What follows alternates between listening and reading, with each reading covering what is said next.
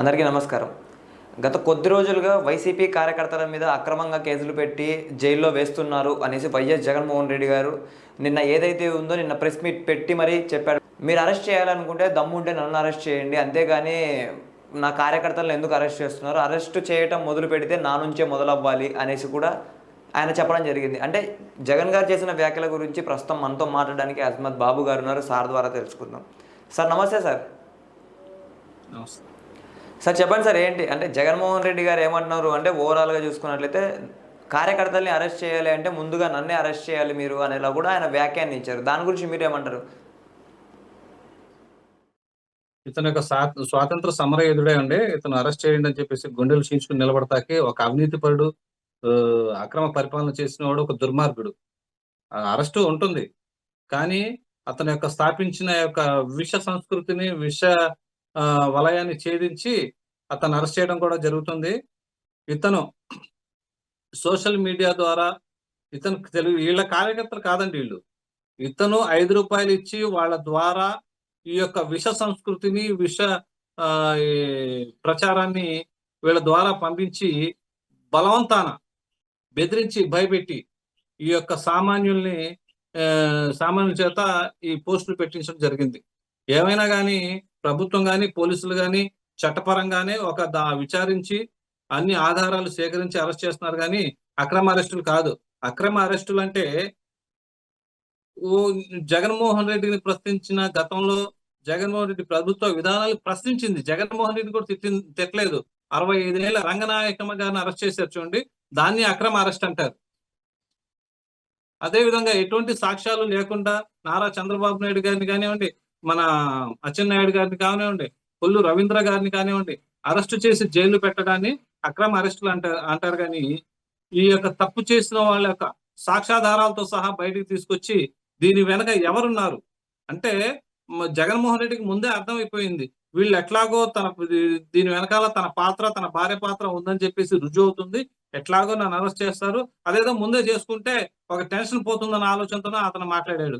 Assembly కూడాను 4 గోళ్ల మధ్య కూర్చొని మాట్లాడతాం ఏంటండి ప్రెస్ మీట్లు? ప్రజల మధ్యకి వచ్చి నిన్ను ప్రజలు ఎన్నుకున్నా దేనికి? ప్రజలు 1,40,00,000 మంది ఓట్లు వేశారు నీకు. అంతమంది ఓట్లు వేసినప్పుడు నువ్వు అసెంబ్లీకి వచ్చి నీ యొక్క పాత్రను పోషించాల్సిన బాధ్యత నీ మీద ఉంది. పులివెందుల ప్రజల తరపున మాట్లాడాల్సిన బాధ్యత నీకుంది. నువ్వు రాక చెడ్డకోతి వనమంతా చెడగొట్టినట్లు నువ్వు రాక నీ వెనకాల ఉన్న 10 మందిని కూడా రానివ్వకుండా 4 గోళ్ల మధ్య కూర్చుని ఇష్టం వచ్చినట్టు మాట్లాడుకుంటే ఎలా ఉందంటే ఇక ప్యాలెస్ల పాలనే ఉంటుంది. నీకున్న 4, 5, 10 ప్యాలెస్లకి ఒక్కో ప్యాలెస్ ఒక్కో మంత్రిని ఏర్పాటు చేసి నువ్వే ముఖ్యమంత్రిగా డిక్లేర్ అయిపోయి ఇక అటువంటి పరిపాలన చేసుకోవాలి. అంటే అతను ఇంకా ముఖ్యమంత్రిగానే భావిస్తున్నాడు. అతని యొక్క అహంకారం అంటే ప్రతిపక్ష పాత్ర పోషించడానికి కూడా అతనికి అహంకారం అడ్డం వస్తుంది. అతను ఒక ఒక రాజులాగా, ఒక నియంతలాగా 5 ఏళ్లు ప్రవర్తించాడు. మళ్ళీ అదే ప్రవర్తన ఇంకా ప్రజలు చీకొట్టిన 11 స్థానాలకి పరిమితం చేసినా గానీ అతని ప్రవర్తన మార్పు రాలేదు. అరెస్టు అనేది ఖచ్చితంగా ఉంటుంది. ఈ ఒక్క దాంట్లోనే కాదు, గత 5 ఏళ్ల కాలంలో అతను చేసిన అవినీతి అక్రమాలు అన్ని బయటికి వస్తాయి. చట్టపరంగానే అన్ని సాక్ష్యాధారాలతో ప్రజల ముందుంచి అతన్ని ఖచ్చితంగా అరెస్ట్ చేయడం కూడా జరుగుతుంది. తొందర ఏం పడొద్దు జగన్మోహన్ రెడ్డి, నీకు కూడా అటువంటి మర్యాద జరుగుతుంది. నీకు, నీ సైన్యానికి, నీ మంది మార్బలానికి అందరికీ అటువంటి మర్యాద ఖచ్చితంగా జరుగుతుంది అని చెప్పి ఈ సందర్భం చెబుతున్నాను. సార్ అంటే అసెంబ్లీకి రాకుంటే అనర్హత వేటు వేస్తారా? అయితే నేను కూడా సిద్ధమే అనేసి కూడా ఆయన చెప్పడం జరిగింది కదా సార్ వైఎస్ జగన్మోహన్ రెడ్డి గారు.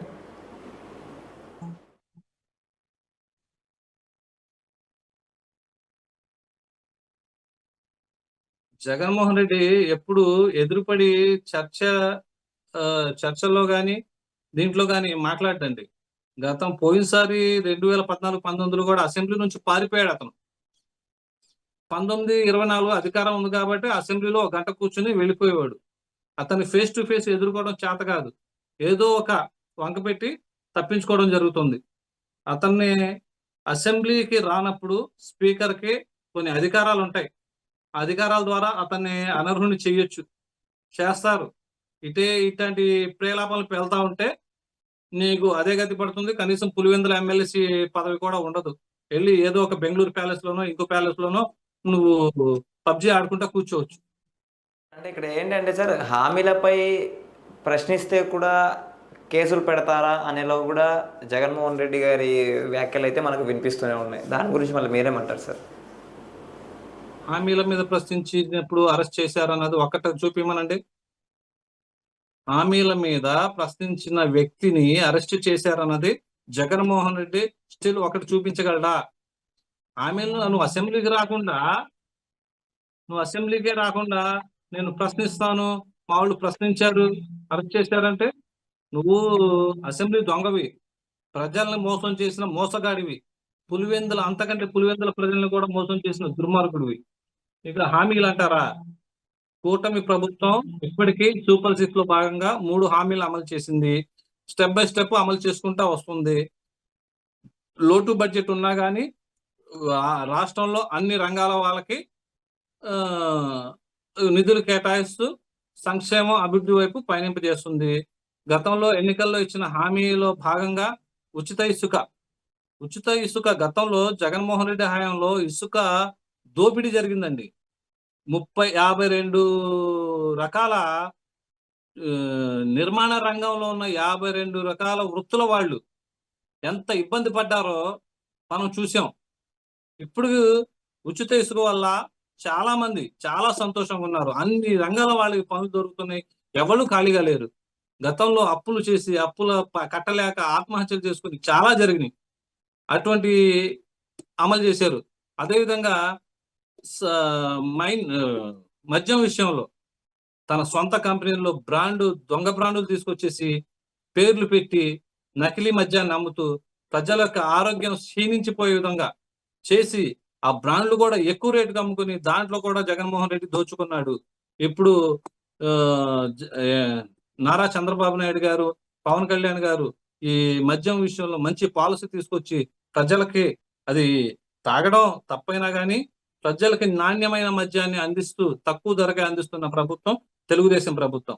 అదే విధంగా హామీల విషయంలో గతంలో రేషన్ బియ్యం ఒక బియ్యమే ఇచ్చేవాడు జగన్మోహన్ రెడ్డి. ఇప్పుడు ఉప్పు, పప్పు, నూనె, పంచదార కూడా కూటమి ప్రభుత్వం ఇవ్వటం జరుగుతుందని చెప్పి సందర్భం చెబుతున్నాను. జగన్మోహన్ రెడ్డి 5 ఏళ్ల పరిపాలనా కాలంలో ఒక్క ఉద్యోగం కూడా ఇవ్వలేదు. కానీ నారా చంద్రబాబు నాయుడు గారు, పవన్ కళ్యాణ్ గారు కూటమి ప్రభుత్వం అధికారంలోకి వచ్చిన తర్వాత 16,000 పోస్టులతో డిఎస్సిని ప్రకటించడం జరిగింది. అదే విధంగా రాబోయే రోజుల్లో 20 లక్షల ఉద్యోగాలు ఇస్తామని చెప్పేసి హామీ ఇచ్చారు. ఆ హామీ ప్రకారం నారా లోకేష్ గారు విదేశాలకు వెళ్ళి ఆయా కంపెనీలు టాటా కంపెనీని, టీసీఎస్ ని తీసుకొచ్చి వైజాగ్ లో 10,000 మంది నిరుద్యోగులు ఉద్యోగాలు వచ్చే విధంగా కృషి చేయడం, ఇవన్నీ తెలుగుదేశం ప్రభుత్వం, కూటమి ప్రభుత్వం చేస్తున్న హామీలే కదా. ప్రభుత్వం చేస్తున్న అభివృద్ధి కార్యక్రమాలు, సంక్షేమ కార్యక్రమాలు కదా. జగన్మోహన్ రెడ్డి ప్యాలెస్ లో కూర్చొని 4 గోళ్ల మధ్యలో కూర్చొని హామీలు అమలు చేయలేదంటే అతనికి ఏం తెలుస్తుంది? బయటకు వస్తే తెలుస్తుంది. ప్రజల మధ్యకి రాలేడు. ప్రజల మధ్యకి వస్తే పరదాలు కావాలి అండి.